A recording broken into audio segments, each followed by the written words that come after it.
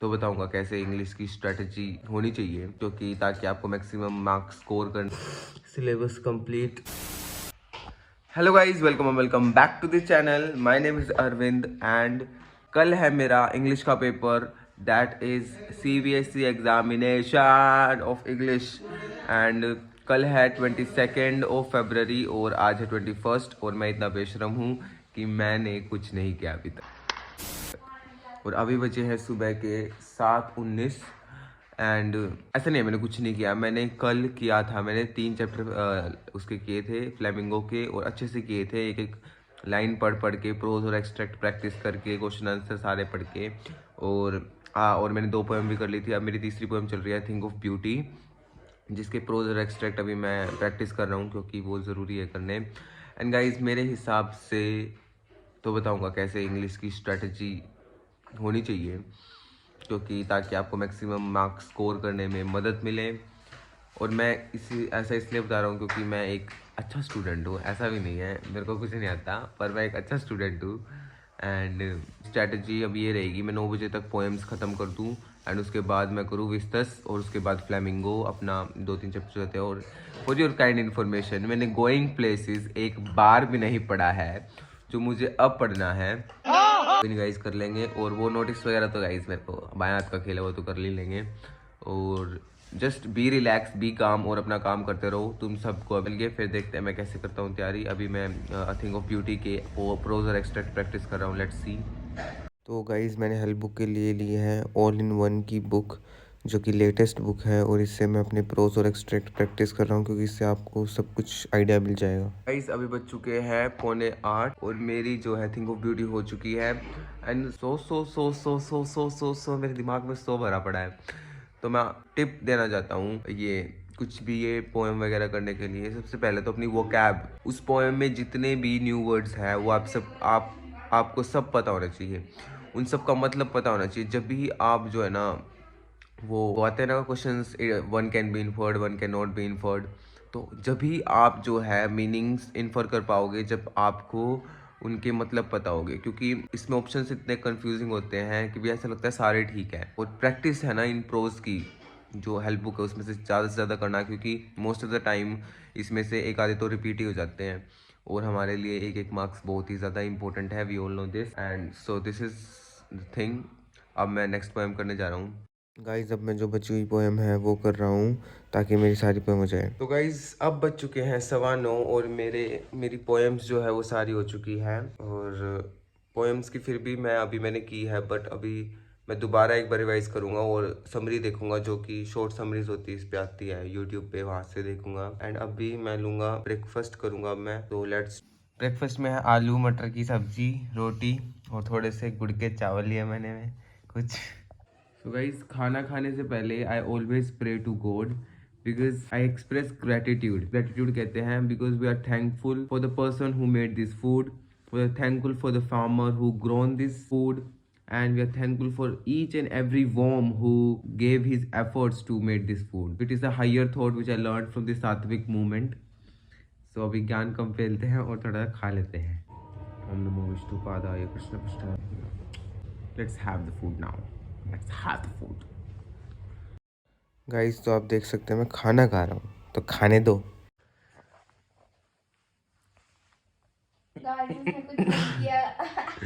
Guys मैं अभी 11 बज चुके हैं और मेरी पोएम्स हुई अभी, और मेरा ब्रेकफास्ट करने के बाद मैंने 1 घंटा फ़ोन चलाया है। पता नहीं क्यों चला। अब पढ़ेंगे गाइस, पढ़ेंगे। Let's start. तो गाइज अब मैं आ चुका हूँ स्टडी टेबल पे, क्योंकि बेड पे बैठे बैठे नहीं होती पढ़ाई गाइज, होती तो है पर स्टडी टेबल पे जब ला। तो गाइज अभी बज चुके हैं 11 और अभी मेरी विस्तस जो है पूरी रहती है। तो मैं इस घड़ी को यहाँ रख देता हूँ ताकि आपको जो है टाइम दिखता रहे। तो मैं एक चैप्टर को 40 मिनट्स अलॉट करूँगा, जिसमें मेरे कितने चैप्टर हैं, इसमें 6 चैप्टर हैं मेरे। एक चैप्टर को 40 मिनट्स अलॉट करूँगा और मैं उसकी 10 मिनट में समरी, 10 मिनट में उसकी फ़ोन से उसकी वीडियो और जो है वो प्रोज और एक्सट्रैक्ट और वो रिवाइज करूँगा 10-10 मिनट। So let's start. अभी बज चुके हैं 11:40 से मुझे पहला चैप्टर खत्म करना है। Let's start it. अभी मैं जल्दी जल्दी चैप्टर्स को कंप्लीट करने के लग जाता हूँ। जो मैंने हाईलाइट कर रखे थे पहले मैंने वो रीड किया। तो गाइस अभी मेरे 2 चैप्टर हो चुके हैं, टाइगर किंग और फर्स्ट चैप्टर थर्ड लेवल। और अभी मैंने लिया है ब्रेक 10 मिनट का। तो अभी मेरा ब्रेक चल रहा है और अभी टाइम हो गया है, ये टाइम हो गया है 12:30। तो गाइस अब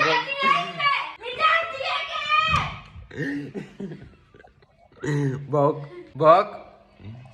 तो गाइस अब हम लेंगे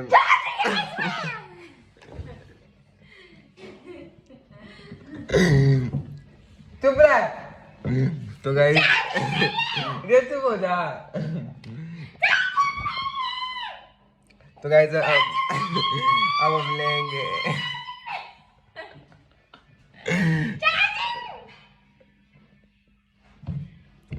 तो गाइस एक बार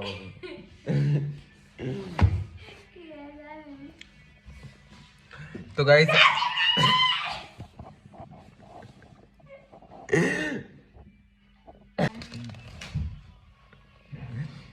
गाइस सब लेंगे break break break break break break गाजर पाक का ब्रेक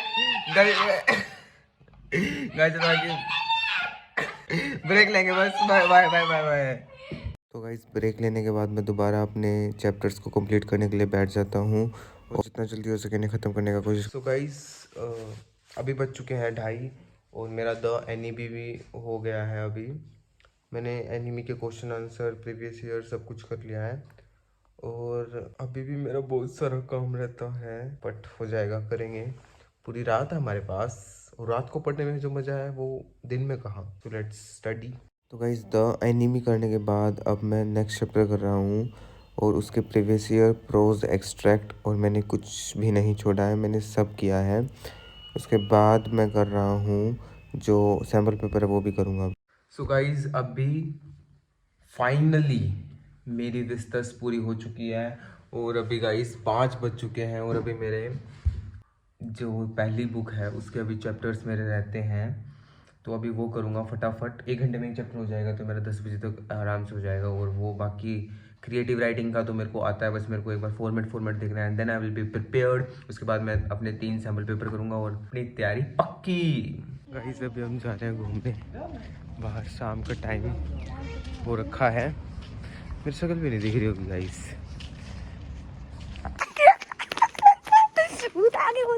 तो गाइज अभी बज चुके हैं रात के 8:40 और अब मैं जा रहा हूँ ब्रेकफास्ट। मेरा इंग्लिश पढ़ के मेरा दिमाग खराब हो गया।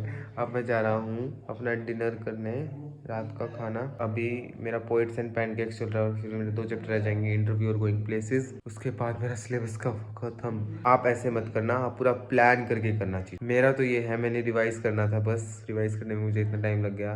गाइस इसके बाद मैं दोबारा अपनी फ्लेमिंगो लेके बैठ जाता हूँ, जो मेरे बचे हुए चैप्टर्स थे, क्योंकि फ्लेमिंगो के चैप्टर्स थे बहुत ज़्यादा बड़े और थोड़े कंफ्यूजिंग भी थे। बस द इंटरव्यू मेरे को आसान लगता, पता नहीं ज़्यादातर बच्चों को वो मुश्किल लगता है। और जो बाकी चैप्टर है वो भी मैंने फटाफट खत्म करे। So finally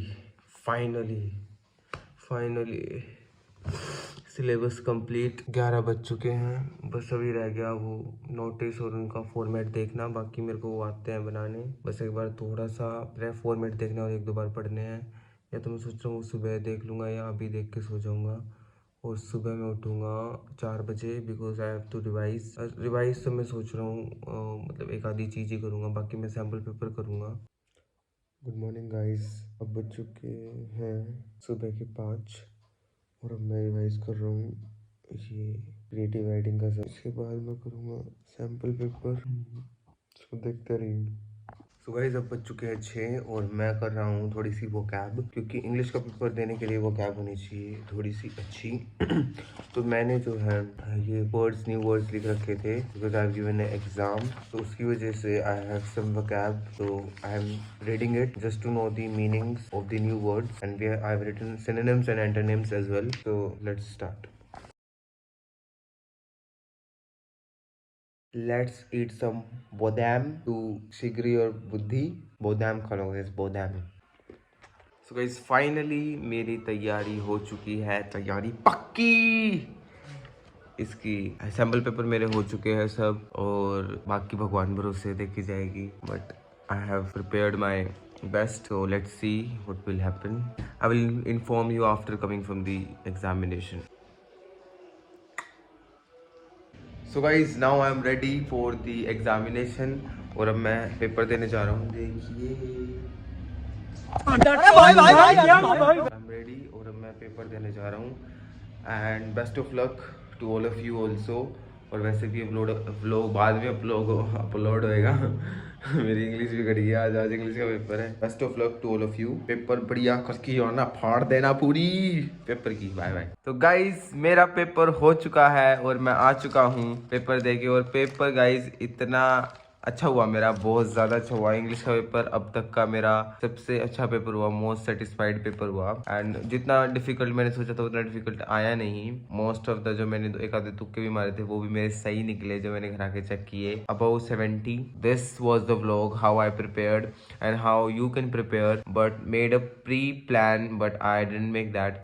So I just started my preparation one day before examination, as you saw. So I would advise you to just focus on the offline mode. ज़्यादा नेट पे, ज़्यादा यूट्यूब पे घुसना मत, क्योंकि जितना ज़्यादा यूट्यूब पे तुम देखोगे ना हल्ला मच रहा है इधर उधर, वो भाई साहब लाइव चला रखे हैं और चैनलों ने ये है इंग्लिश का, तुम्हारे मन में उतना ही डर बैठता जाएगा. वो इंग्लिश का पेपर है, इतना हार्ड है, ऐसे आएगा वो आएगा.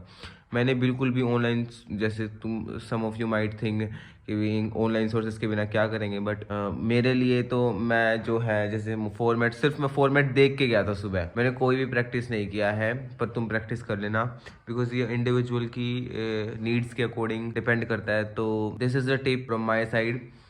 सो ज़्यादा ऑनलाइन चक्कर में मत पढ़ना. जितना स्ट्रेस होएगा उतना, जितना ये सोचोगे ना हुआ मचा दिया, तो उतना ज़्यादा स्ट्रेस होएगा पेपर का. इसलिए आराम से अपना पेपर दे के आओ स्मूथली. तो that's it for this vlog. Do hit the like button, share and subscribe to this channel. Thank you for watching. मिलते हैं अगले व्लॉग में. Bye bye.